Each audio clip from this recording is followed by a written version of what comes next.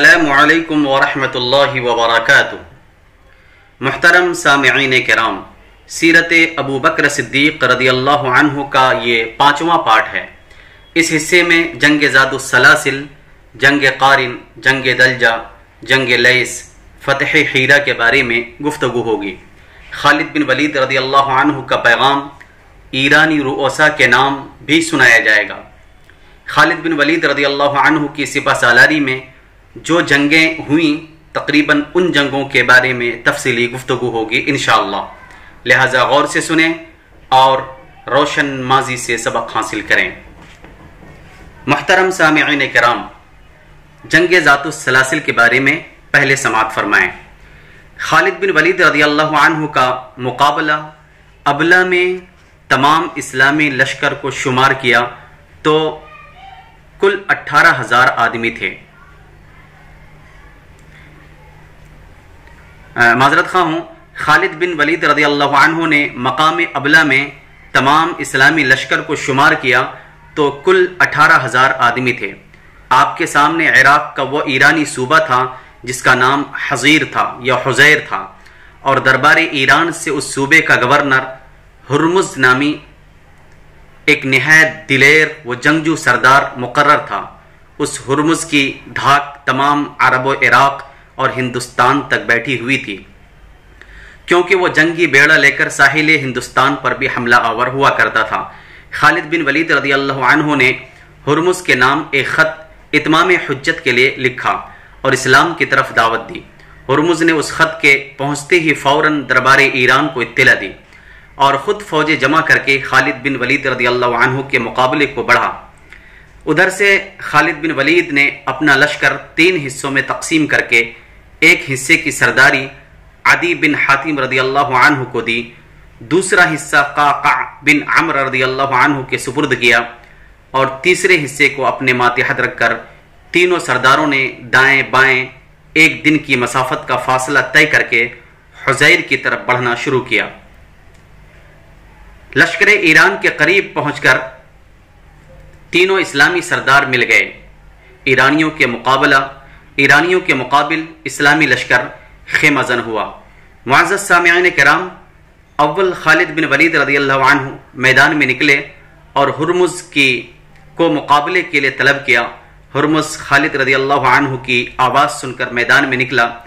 دونوں سردار گھوڑوں سے اتر کر پیادہ ہو گئے۔ اول خالد بن ولید نے وار کیا، ہرمز نے فوراً پیچھے ہٹ کر اور پینترا بدل کر وار خالی کر دیا، اور پھر نہایت پھرتی سے حضرت خالد پر تلوار کا وار کیا۔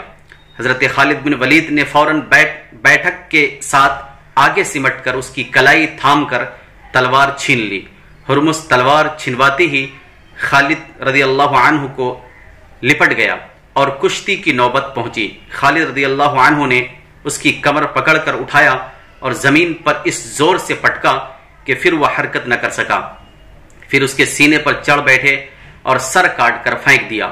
ایرانیوں کے ایک دستے نے اپنے سردار کو مغلوب دیکھ کر اس کی مدد کے لیے حملہ کیا۔ ادھر سے قعقاع بن عمرو نے آگے بڑھ کر ان کو روکا۔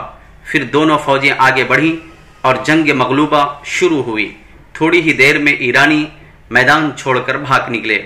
بہت سے مقتول و مقید ہوئے۔ ہرمز کے لباس و اسلحہ پر خالد بن ولید رضی اللہ عنہ نے قبضہ کیا۔ ہرمز دربار ایران کا ایسا سردار تھا جو سر پر تاج رکھتا تھا۔ اس کے تاج کی قیمت جو خالد رضی اللہ عنہ کے قبضے میں آیا 1,00,000 دینار تھی۔ اس لڑائی میں ایرانیوں کے ایک حصہ فوج نے اپنے پاؤں میں زنجیریں باندھ لی تھیں کہ عربوں کے مقابلہ پیش میدان جنگ سے نہ بھاگ سکیں۔ پھر بھی ان کو زنجیریں توڑ کر بھاگنا ہی پڑا۔ ان زنجیروں کی وجہ سے اس لڑائی کا نام جنگ ذات السلاسل مشہور ہوا۔ مثنى بن حارثہ رضی اللہ عنہ کو خالد بن ولید رضی اللہ عنہ نے ایرانیوں کے تعاقب میں روانہ کیا۔ انہوں نے آگے بڑھ کر حصن المرأہ کا محاصرہ کیا اور اس قلعے کو فتح کیا۔ وہاں کا حاکم مقتول ہوا، اس کی بیوی مسلمان ہو گئی اور اس نے مثنى رضی اللہ عنہ کی زوجیت میں آنا پسند کیا۔ جنگ قارن، ہرمز کی اطلاع عرضی، ہرمز کی اطلاعی عرضی جب دربار ایران میں پہنچی تو وہاں سے ہرمز کی امداد کے لیے ایک زبردست اور بہادر سردار قارن ایک بہادر فوج کے ساتھ روانہ ہوا، مگر اس کے پہنچنے سے پہلے ہرمز کا خاتمہ ہو چکا تھا۔ راستے میں قارن کو ہرمز کی ہزیمت یافتہ فوج ملی۔ اس نے بھگوڑوں کو روکا اور ان کی ہمت بڑھا کر اپنے ہمراہ لیا اور آگے بڑھ کر نہر کے کنارے قیام کیا۔ ادھر سے اسلامی لشکر آگے بڑھا، جنگ ہوئی۔ قارن، انوش جان اور قباد تینوں بڑے بڑے سردار مارے گئے۔ ایرانی اپنی 3000 لاشیں میدان جنگ میں چھوڑ کر بھاگ نکلے۔ بھاگتے ہوئے بہت سے نہر میں ڈوب کر مرے، بہت سے گرفتار ہوئے۔ اس لڑائی کے بعد خالد بن ولید نے اس صوبے کی رعایا کو کسی قسم کی کوئی اذیت و تکلیف پہنچائے بغیر جزیہ کی ادائیگی پر آمادہ کر کے وہاں اسلامی عامل مقرر فرما دیے، اور رعایائے ایران نے رعایائے اسلام بن کر یہ محسوس کیا کہ جہنم سے نکل کر جنت میں داخل ہو گئے ہیں۔ جنگ دلجہ، قارن وغیرہ کے مارے جانے کی خبر سن کر دربار ایران سے اعدزگر ایک مشہور شہسوار ایک لشکر جرار کے ساتھ روانہ کیا گیا۔ یہ لشکر مدائن سے روانہ ہو کر مقام دلجہ میں پہنچا تھا کہ پیچھے سے بہمن جادویا ایک دوسرے زبردست سردار کو لشکر عظیم کے ساتھ مدائن سے روانہ کیا گیا۔ مقام دلجہ پہنچ کر خالد بن ولید نے لشکر ایران پر حملہ کیا۔ ایک خونریز جنگ کے بعد لشکر ایران کو شکست فاش حاصل ہوئی۔ ان کا سردار بھی شدت تشنگی سے میدان جنگ میں مر گیا۔ بہمن جادویا مقام لیس میں پہنچا تھا کہ بھاگے ہوئے ایرانی اس کی فوج میں جا کر شامل ہوئے۔ اس لڑائی میں بہت سے عیسائی عرب بھی آ کر ایرانی لشکر میں شریک ہو گئے تھے۔ بہمن جادویا نے ایرانیوں اور عربوں کے لشکر عظیم کو مقام لیس میں چھوڑا اور خود مدائن کی طرف روانہ ہوا، کیونکہ وہاں اس کی ضرورت نہ تھی۔ جنگ لیس، خالد بن ولید کو جب یہ معلوم ہوا کہ مقام لیس میں لشکر عظیم موجود ہے جو مسلمانوں پر حملہ آور ہونے والا ہے، تو انہوں نے خود ہی لیس کی طرف کوچ کیا اور وہاں پہنچ کر لڑائی شروع کر دی۔ اول خالد بن ولید نے میدان میں تنہا آگے بڑھ کر اپنا مبارز طلب کیا۔ ادھر سے مالک بن قیس مقابلے پر آیا اور آتے ہی خالد بن ولید کے ہاتھ سے مارا گیا۔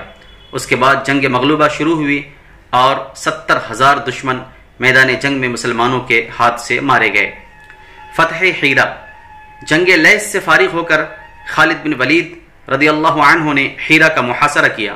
جب محاصرے کو طول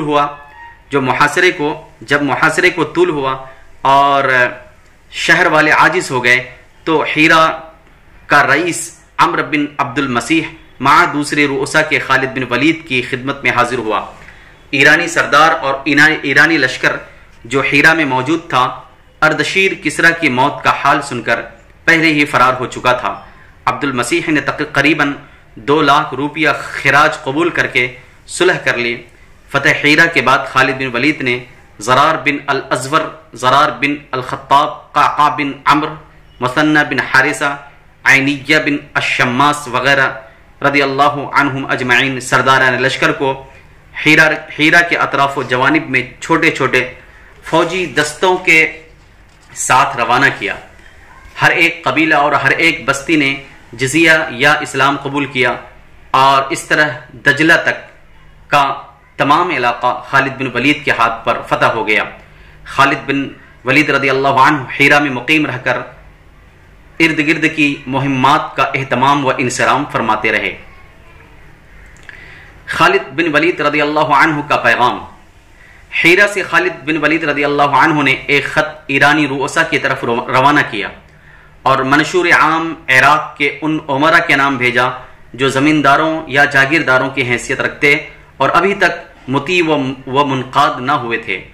ایرانی رؤسا کے نام جو خط انہوں نے بھیجا تھا اس میں لکھا تھا کہ اما بعد، تمام تعریف اس اللہ تبارک و تعالی کی ہے جس نے تمہارے نظام میں خلل ڈال دیا اور تمہارے مکر کو سست کر دیا اور تمہارے اتحاد کو توڑ دیا۔ اگر ہم اس ملک میں حملہ آور نہ ہوتے تو تمہارے لیے برائی ہوتی۔ اب بہتر یہ ہے کہ تم ہماری فرما برداری کرو، ہم تمہارے علاقے چھوڑ دیں گے اور دوسری طرف چلے جائیں گے۔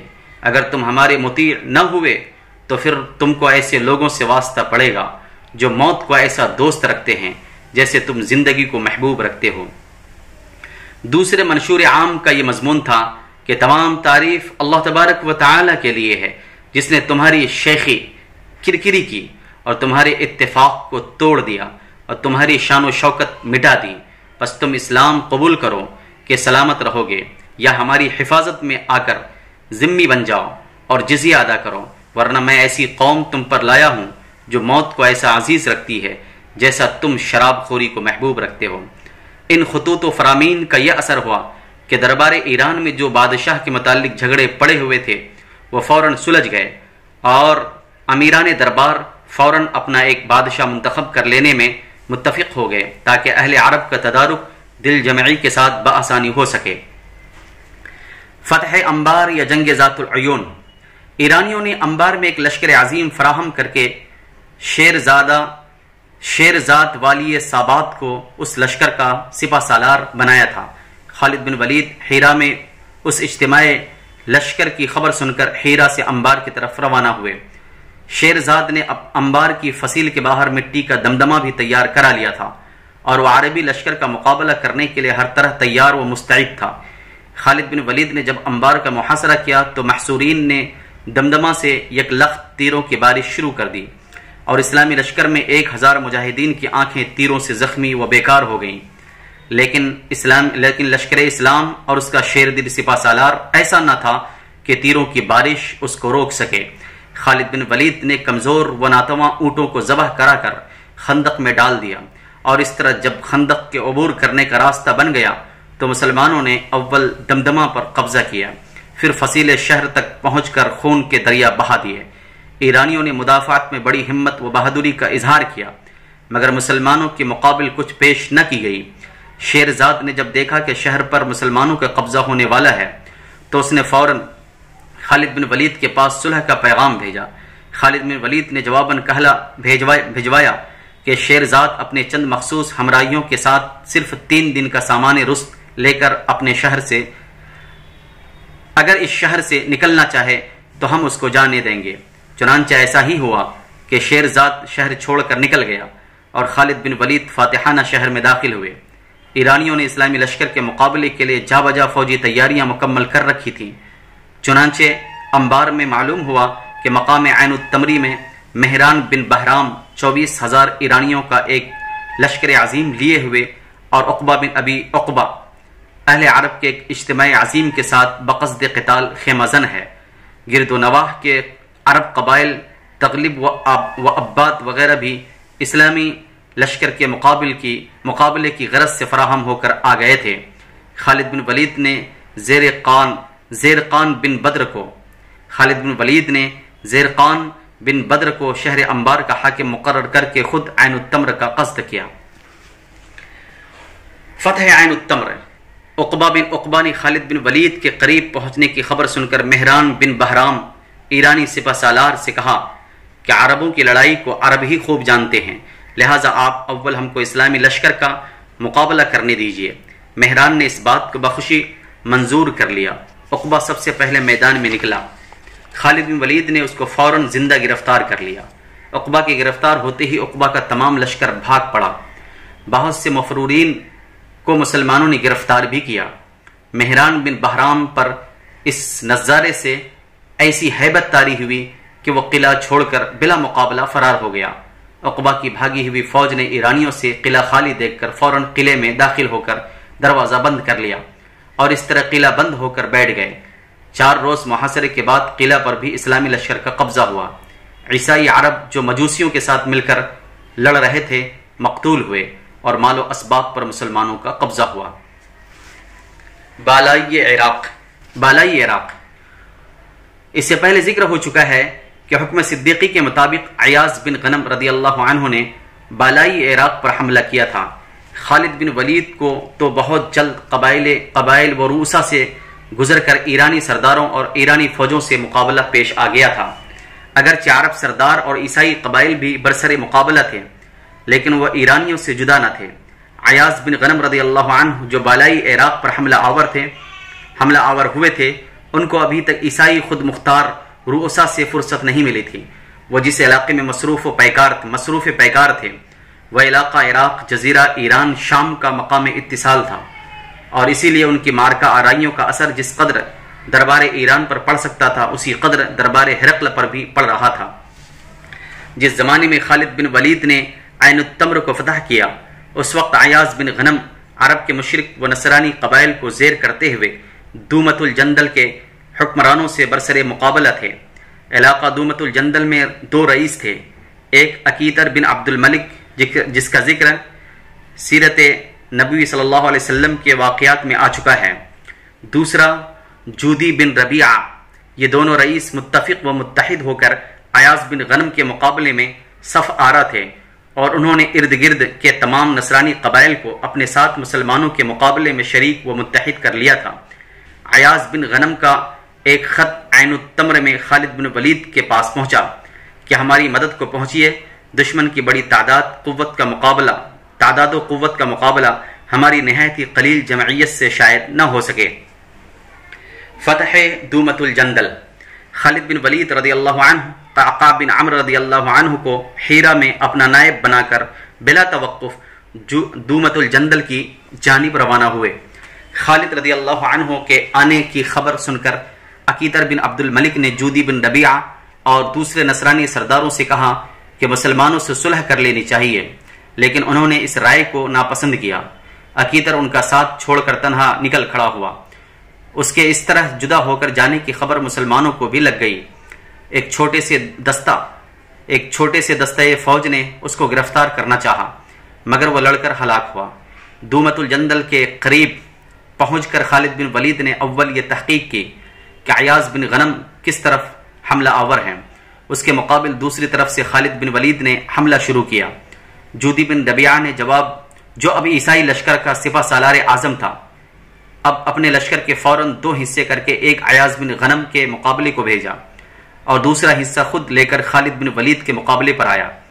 خالد بن ولید نے صف سے آگے نکل کر میدان میں جودی سالار لشکر کو للکارا اور اپنے مقابلے پر طلب کیا۔ وہ میدان سے نکل کر خالد بن ولید کے مقابلے پر آیا۔ خالد بن ولید نے فوراً اس کو گرفتار کر لیا۔ اس کے ہمراہیوں نے یہ نظارہ دیکھ کر فوراً بھاگنا شروع کر دیا۔ اتفاقاً اسی وقت عیاض بن غنم نے اپنے مقابل عیسائیوں کو شکست دے کر بھگا دیا۔ دونوں طرف سے مفرور بھاگ کر قلعے میں داخل ہوئے اور دروازہ بند کر لیا۔ خالد بن ولید نے قلعے کا محاصرہ کر کے اہل قلعہ کے روبرو جودی کو قتل کر ڈالا اور قلعے پر دھاوا کر کے بزور شمشیر قلعے پر قبضہ کر لیا۔ جو مقابل ہوا اس کو قتل کر دیا اور جس نے امان طلب کی اس کو امان دے دی گئی۔ جنگ حصید۔ اہل فارس نے جب یہ دیکھا کہ خالد بن ولید رضی اللہ عنہ صوبہ حیرہ کو چھوڑ کر دومت الجندل کی طرف چلے گئے ہیں تو انہوں نے حیرہ کے واپس لینے اور اسلامی عاملوں کو اس علاقے سے نکال دینے کی بلا توقف زبردست کوشش کی۔ حیرہ کے عربی قبائل نے بھی اپنے سردار عقبہ بن عقبہ کے قتل کا معاوضہ لینے کے لیے اثر نو جنگی تیاریاں فوراً مکمل کر لیں۔ دربار ایران سے 2 نامی سردار زر مہر اور روزیہ لشکر عظیم لے کر روانہ ہوئے۔ قعقاع بن عمرو نے رضی اللہ عنہ نے اس حملہ آوری کا حال سن کر موجود مسلمانوں کی 2 فوجیں بنائیں۔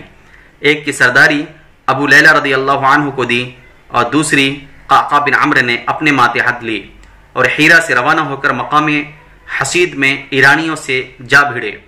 بڑی خونریز جنگ ہوئی۔ ایرانیوں کے دونوں سردار اور نصف سے زیادہ فوج مسلمانوں کے ہاتھ سے مقتول ہوئی۔ باقی مفرور ہو کر مقام خنافش کی طرف گئی، جہاں ایرانیوں کا ایک زبردست سپہ سالار بہبوزان ایک زبردست فوج لیے ہوئے پڑا تھا۔ ابو لیلہ رضی اللہ عنہ ان مفرورین کے تعاقب میں خنافش تک پہنچے تو بہبوزان خنافش سے بھاگ کر مزیخ کی طرف چلا گیا، جہاں حذیل بن عمران مع دوسرے عرب سرداروں کے عربوں کی جمعیت کثیرہ لیے ہوئے مسلمانوں کے مقابلے کی غرض سے پڑا ہوا تھا۔ یہاں یہ واقعات گزر رہے تھے کہ خالد بن ولید رضی اللہ عنہ دومت الجندل سے فارغ ہو کر واپس حیرہ میں تشریف لے آئے۔ جنگ مزیخ۔ معزز سامعین کرام، مزیخ میں علاوہ حذیل بن عمران کے ربیہ بن بحیر تغلبی بھی مع بنو تغلب مسلمانوں کے مقابلے کو موجود تھا۔ خالد بن ولید رضی اللہ عنہ قعقاع اور ابو لیلہ رضی اللہ عنہما کو دو مختلف سمتوں سے تاریخ مقررہ میں مضیق کی طرف روانہ کر کے خود بھی اسی طرف ایک تیسری سمت سے روانہ ہوئے۔ تاریخ مقررہ کو پہنچ کر تینوں فوجوں نے یک لخت حملہ کر کے دشمنوں کے جم غفیر کو تہہ تیک کرنا شروع کیا۔ مقتولین میں دو شخص عبدالعزیز بن ابی روحم اور لبید بن جریر ایسے بھی تھے جو مسلمان ہو گئے تھے مگر مجبوراً دشمنوں کے ساتھ تھے۔ ان دونوں کے مارے جانے کا حال جب ابوبکر صدیق رضی اللہ عنہ کو معلوم ہوا تو انہوں نے دونوں کا خون بہا ادا کیا اور ان کی اولاد کے ساتھ حسن سلوک کا تاکیدی حکم دیا۔ عمر فاروق رضی اللہ عنہ مالک بن نویرہ کے قتل کے سبب سے پہلے ہی سے خالد بن ولید سے ناراض تھے۔ اب عبدالعزیز اور لبید دو شخص اور مالک بن نویرہ کی فہرست میں شامل ہو گئے۔ ابوبکر صدیق رضی اللہ عنہ نے خالد بن ولید سے اس معاملے میں کوئی باز پرس نہیں کی اور فرمایا کہ جو شخص اہل شرک کے ساتھ رہے گا اس کا یہی انجام ہوگا۔ ربیعہ بن بحیر تغلبی بھی صاف بچ کر نکل گیا تھا اور ایک جمعیت کثیر فراہم کر کے اہل فارس کی امداد کے لیے تیار ہو رہا تھا۔ حذیل فرار ہو کر مقام یسیر میں عتاب بن اسید کے پاس چلا گیا تھا، جہاں عتاب بن اسید بھی مسلمانوں کے خلاف جمعیت کثیرہ فراہم کر چکا تھا۔ خالد بن ولید نے ربیعہ کے تعاقب میں تو قعقاع و ابو لیلہ کو روانہ کیا اور حذیل کے تعاقب میں خود تشریف لے گئے۔ چنانچہ ربیعہ اور اس کے تمام ہمراہی مقتول یسیر میں عتاب بن اسید اور حذیل دونوں مع اکثر ہمراہیوں کے مسلمانوں کے ہاتھ سے ہلاک ہوئے۔ اس کے بعد ہی معلوم ہوا کہ رفاضہ میں بلال بن عقبہ نے اپنے گرد مسلمانوں کے خلاف ایک بہت بڑی جمعیت فراہم کر لی ہے۔ خالد رضی اللہ عنہ بلا توقف یسیر سے رفاضہ کی طرف گئے۔ یہ مقامات دومت الجندل سے متصل اور فارس و شام و عرب کے مقام اتصال پر واقع تھے۔ یہاں بنو تغلب، بنو تمر، بنو آیاد کا پہلے سے اجتماع تھا اور ان کی امداد کے لیے آیا ہوا رومی لشکر قریب ہی خیمہ زن تھا۔ اس طرح لڑائیوں کا سلسلہ جو عراق کے نشیبی حصے سے شروع ہوا تھا ایرانی فوجوں سے گزر کر درمیانی قبائل اور روسا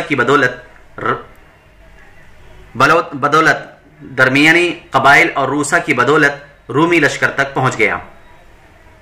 جنگ فراز، خالد بن ولید رضی اللہ عنہ نے فراز میں پہنچ کر لڑائی کی تمہید ڈال دی۔ یہ مقام دریائے فرات کے کنارے واقع تھا۔ دوسری طرف رومی لشکر خیمہ زن تھا۔ رومی لشکر نے پیغام بھیجا کہ یا تو تم دریائے فرات کے اس طرف آ جاؤ یا ہم کو اس طرف عبور کرنے دو تاکہ ہمارے تمہارے دو دو ہاتھ ہوں۔ خالد بن ولید نے جواب دیا کہ تم ہی اس طرف آ جاؤ۔ چنانچہ رومی لشکر دریا عبور کر کے اسلامی لشکر کے مقابل ہوا۔ اسلامی لشکر مسلسل سفر اور لڑائیوں سے چور چور ہو رہا تھا۔ رومی بالکل تازہ دم تھے، تعداد کے اعتبار سے بھی وہ 8-10 گنا تھے۔ لڑائی شروع ہوئی، تمام دن ہنگامہ کارزار گرم رہا۔ آخر کار رومی لشکر کو شکست فاش نصیب ہوئی اور وہ میدان میں 1,00,000 لاشیں چھوڑ کر مسلمانوں کے سامنے سے بھاگے۔ اس لڑائی سے فارغ ہو کر 25 ذی قعدہ سن 12 ہجری کو خالد بن ولید رضی اللہ عنہ نے شجرہ بن الاغر کے ہمراہ تمام لشکر کو حیرہ کی جانب واپس روانہ کیا اور خود چند ہمراہیوں کو لے کر چپکے سے مقام فراز سے روانہ ہوئے اور مکہ مکرمہ میں پہنچ کر حج بیت اللہ میں شریک ہوئے۔ حج سے فارغ ہو کر فوراً حیرہ کی جانب چل دیے۔ حیرہ میں پہنچ کر جب آپ شریک لشکر ہوئے ہیں تو کسی شخص کو اس کا وہم و گمان بھی نہ